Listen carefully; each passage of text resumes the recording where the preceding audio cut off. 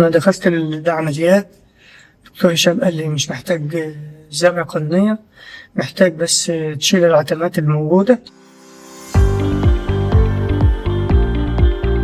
اسمي جمال محمد علي. كان عندي العين اليمين كانت تعبانة جدا، وطبعا لما كشفت أكتر من مرة وجيت لدكتور هشام قال لي يعني إيه تعمل موجات صوتية وتعمل رسم عصب ورسم شبكية عشان نتأكد حجم الضرر اللي في القرنية.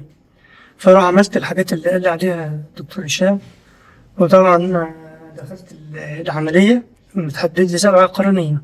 فطبعا لما دخلت العمليات دكتور هشام قال لي مش محتاج زرع قرنية، محتاج بس تشيل العتمات الموجودة ونظافة العين بس. والحمد لله يعني دكتور هشام بفضل الله يعني عمل اللازم وشال العتمات، والحمد لله بقت أحسن من الأول كتير، وربنا سبحانه وتعالى يبارك فيها.